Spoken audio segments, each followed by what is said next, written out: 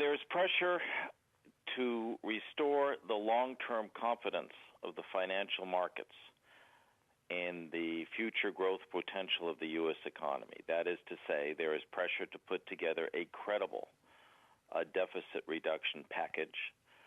One component, obviously, is spending restraint. And the other component, which is not necessarily as broad-based as spending constraint, is tax increases. And in your estimation, is this a sensible part of reducing that deficit? In the short term, where we need to create jobs and get economic growth in this country, it does absolutely nothing, but it works in the opposite way. If you're in a recession, you obviously don't want to restrain spending, and you certainly don't want to increase taxes.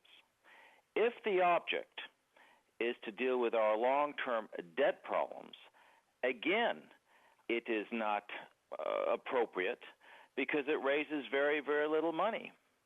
And quite frankly, what we ought to do is use tax policy to encourage growth. That is to say, we have a savings problem, so we should reduce expenditures. And if we're going to raise taxes, we should raise it on consumption and not saving and investment. And so I think the Buffett proposal makes no economic sense, and it undermines the American exceptionalism or dream. You're making a financial argument to counter what the president is likely to put forward here. Let me also offer to you the suggestion that there is a moral argument about taxation. And if you have a situation where millionaires are not paying the same rate that middle-class families are, there is something morally wrong with the system. That's the Warren Buffett argument, and he has a point, doesn't he? As I said, if the debate is about the rich becoming richer, then I would immediately switch sides. I'm known as Mr. Capital Gains throughout the literature. And what I am saying is that it's not only how much they pay, but what they pay on. But what about my moral point? Because that's not just about finances.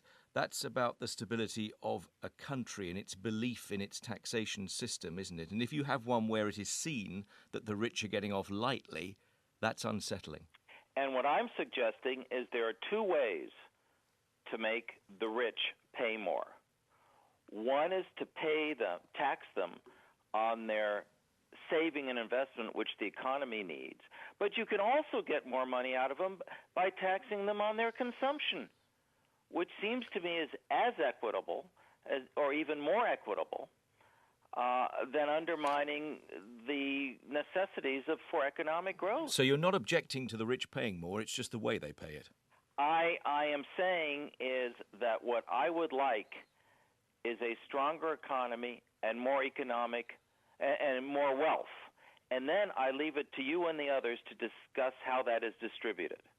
But if it was on yachts and jewellery, you think that would be a better option than on a straightforward income tax hike? I definitely do.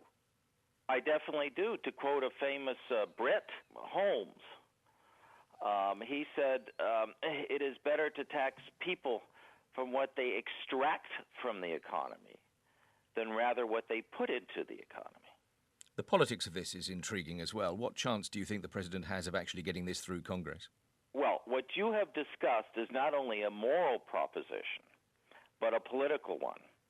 And unlike Europe or other places, we are less concerned, as I indicated, about equality as we are opportunity. So from a populist point of view, you would think it has a lot of chance, but I would say no, because the Americans still believe in the American dream, and they don't necessarily believe in arbitrary income distribution. So there is a consensus, as I said earlier, in America that we need to reduce spending, but there is not a consensus on how much we should increase taxes.